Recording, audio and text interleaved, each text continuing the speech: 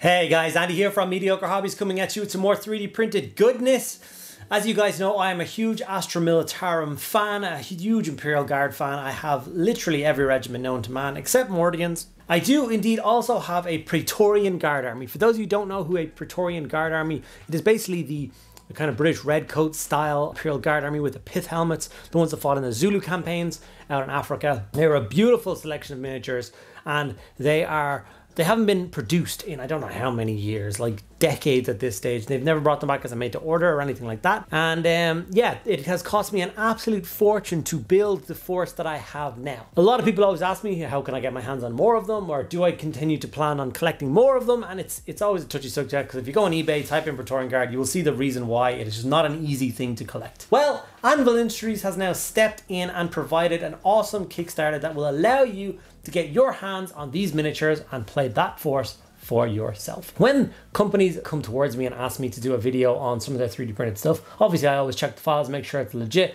check the company a little bit, make sure they're good. Obviously there's a lot of providence, that's the word, with Anvil Industries. I've done a bunch of videos for them before. They've delivered everything beautifully. They're a top-notch company and I love them. Now for them, I only really need to print out one miniature, talk about that one miniature, talk about the Kickstarter a little bit, paint that one miniature, and then it's done, right? Well, as you see in front of me, I have printed out absolutely everything that's in the Kickstarter so far, except the stretch goals. I don't have access to those just yet. So that should give you an idea of how much I love what they are doing. So far, I've printed out 1, 2, 3 10-man infantry squads to add into my Praetorian Guard, a full new command squad, a Lewis machine gun, which is what I've painted up for today's video, and all of the new characters which they've produced. So there's a beautiful Lord Solar on horse, beautiful. My favorite model in the thing so far, except the Lewis gun maybe, is the mounted Commissar.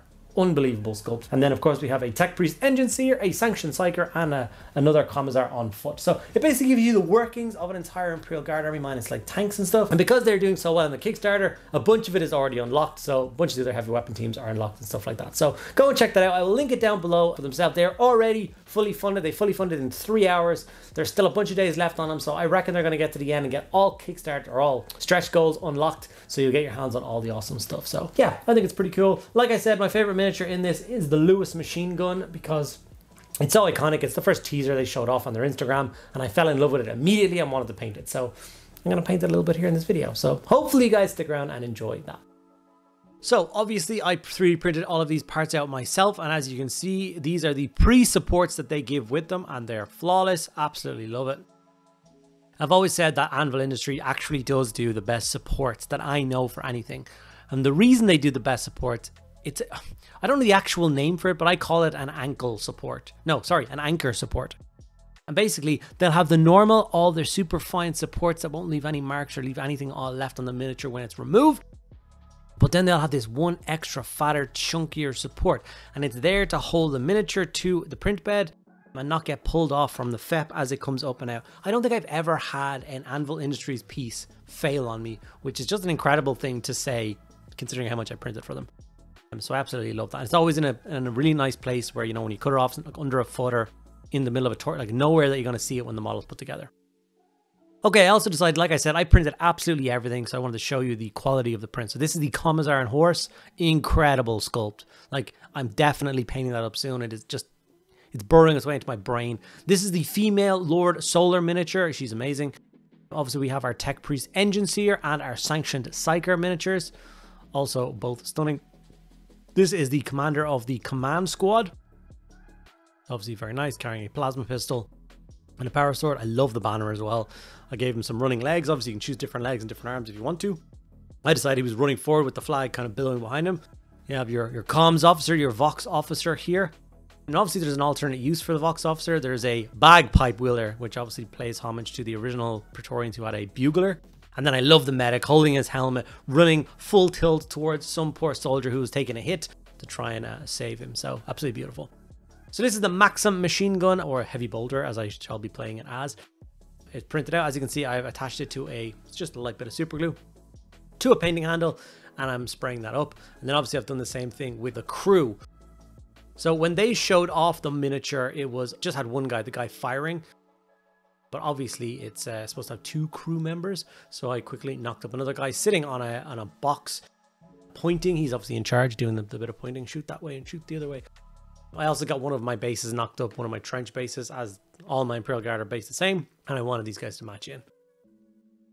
So I've shown you guys how to paint Praetorian Guard on my channel before, so I'm not going to go into every kind of nook and cranny detail and what colors I use and all that. If you want to know how I do it, like I said, I'll leave a link to the older video showing you how I painted one of the original Praetorian Guard miniatures. I really just want to talk about the Praetorian Guard as a whole in this video, and a little bit about the quality, because like I said, Praetorian Guard, when I found out about Praetorian Guard and decided it was one of the forces that I wanted to collect, they had already long since been discontinued.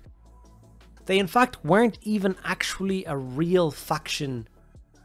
They were made for a Games Day event. So for any of you poor unfortunate souls who never had the privilege of attending an awesome Games Day event, some of the later ones weren't as great. Warhammer Fest does not capture the Games Day experience in any way, shape or form, but I used to work in the company when Games Days were proper. Basically, even every region put together a giant board and a bunch of miniatures, and they put, so like, let's say there was 10 regions, I mean, there'd be 10 epic boards. All the stores would come together. You're going to build a table, you're going to build those guys, you're going to build those guys. It was incredible. And that's kind of where one of these kind of conceptions came from. They decided to do a battle which kind of played homage to the kind of Zulu engagements of actual historical warfare. And they did the battle for Big Tooth River with the Praetorian Guard fighting off against the orcs. It was a very cool scenario. It was in White Dwarf articles and everything. And what they did then is they just took the Mordian range of miniatures, cut off their heads, and gave them these custom sculpted pith helmeted heads. That's all they did. And they made these models, they casted up hundreds of them, they painted them all up, and they displayed them on the board for that game, and it was amazing. And people for the entire day of that Games Day kept asking, oh my god, when are these miniatures coming out? And the guys kept saying, like, they're not real, they're not supposed to be coming out ever, it's not a real thing. Because there was so much love and affection, they basically brought out a battle box, which was once again supposed to be this one-off thing, which just had a couple of squads. There was actually some wounded guys in there as well. It was really cool. And that sold like literal hotcakes. So they of course went out with all the individual releases, all the weapon teams and all the special weapons and sergeants and everything. So they did become a fully fleshed out army of miniatures, a regiment of Imperial Guard that people could buy for a couple of years. But then of course it got taken away, and it has not been seen since. Unlike the Vostroyans and, you know, the Valhallans and all those kind of things, which even now that they're gone, they keep showing back up in made to orders and giving people an opportunity to go back and buy them. They have never done that for Praetorian Guard. I don't know whether it's perhaps because it's not, you know, very culturally appropriate. Maybe I'm just ignorant, but I don't find it too bad at all. I think it's a really cool regiment. I mean, I love the movie Zulu. It was one of my favorites with me and my dad growing up. It's one of the earliest movies I remember him showing me was the movie Zulu. So yeah, I don't know. Maybe I'm weird for saying that, but this is how I feel. So having the opportunity to get these miniatures built and painted up was just such a real treat. Now, like I said, by the time I wanted to collect them, you could not get them anywhere. They were gone. So it had to be eBay lots. There was actually a really nice guy who had a collection of them here in Ireland who sold them to me for a very reasonable price. Very nice guy. I actually still know him to this day. He's one of my patrons and stuff like that. He's a really nice guy. So somehow I still managed to stay friends with him all these years. But thanks to him, I got a real good start to collecting them. And then from there, I could just go on eBay and buy a heavy weapon team here and there and everywhere until I could put it all together and create this giant force. The experience was not pleasurable. So now that something like Anvil Industries has stepped in and given us these sculpts to allow us to collect, build and paint these miniatures ourselves, I think it's fantastic.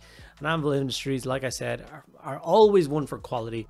I've done a video for them every month except last month for I think over a year now. So I've had the experience of enjoying their 3D printed sculpts I think 12 or 13 times now, and I've never been disappointed. They're just incredible stuff. And obviously you've seen these sculpts at the beginning of this video, so as you know, they've done quite a nice job with these, and I am very excited to see what the rest of the stretch goals will turn out to be.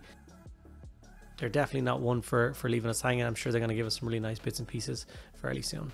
Obviously I'm on my base here. People always ask me how I do these bases. I have an entire video making trench bases on my channel. It's one of the earliest videos I did, and it shows me making these bases. It is actually the easiest thing in the world. Just some coffee stirs, some brown texture paste, and then some orange and some bone dry brushing over the top. It's so easy, but it does give a nice result. And then of course, now that the base coats and all the shading is done, it's time to very carefully just layer these models up. You know, bright red for the jackets, blue for the pants, black for the belt and shoes, race bone for the epaulets and helmet. Obviously, sometimes the epaulets can be yellow or gold. I like them to be the same color as the hat and the cuffs of the jacket, including the piping along the jacket as well. So I do it in that like nice bone color as well. Decided to give the gun shield from the Maxim machine gun to red, just tie in with the army a little bit better. And I'll do a bit of chipping with that dry brush with some silver to catch some edges and do all those kind of bits and pieces. Like I said, the Maxim machine gun is that and the Commissar horse. I'm not actually sure which one is my favorite sculpt, but I did decide to do the Maxim machine gun for the video, so I guess that's inching ahead just a little bit. But I've also got a couple more of these guys already printed out, so I'm very much looking forward to getting a whole squad of them on the tabletop, firing off their rounds. And I don't quite know how many of them I'm going to print so far. Not the machine guns, the actual infantry. I'm thinking about doing a full 60-man platoon, so 6 10-man infantry squads, command squad, and then maybe 2 or 3 sets of 3 heavy bolters. Although with the stretch goals that have been unveiled, we can do the las cannon, auto cannon and mortar variant as well. So I guess I'll have to do some printing on those as well and get some proper heavy weapon support in there. But yeah, they're a joy to paint, not too much detail. Everything was quite like nice and open. The pieces to 3D print, the selection that you get, whether you want male soldiers or female soldiers, all the different head options you get, the different weapons. Also, I hope they do give us more access to more infantry weapons as well, because right now there's only the grenade launcher option for the infantry, and as you know, guard infantry squads can take pretty much everything now. So we do need a plasma option and a melt option, a flamer option, and a sniper rifle option if you're going to do them as a kill team, but not 100% necessary. So hopefully we do get access to those as well. I think that'd be really cool. And as you can see, I'm just going through the motion, highlighting up, and like I said, thoroughly enjoying the process. It was really starting to come together here, and I remembered why I've painted like 50 of these miniatures already. The original ones, not these guys. And I think this is why I continue to print these. I didn't need to print so many, and I didn't need to keep printing afterwards, but I'm still printing them, and I'm kind of enjoying it. Here's that light dry brush of silver I was talking about over the gun shield at the end, just to, like I said, add a little bit of weathering. We're going to hit this over the brass and over the silver of the gun as well. Not going to do too much. Like I said, the Maxim machine guns tended to be mostly green because they were basically used in World War One, and everything was painted that green color. But obviously where we're basing it, I kind of like it more that kind of brass and silver color, like some of the older guns, the Crankfeld guns. I think it feels more like it should be those colors, so that's what I went for. And obviously green wouldn't make any sense, and I think if it was all red it would look a bit too weird as well. So I think I made a right choice on the color of the gun.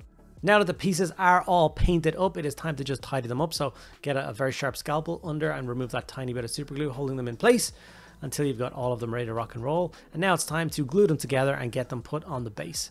And this is the final result of my first Maxim machine gun from the new Anvil Industries Kickstarter.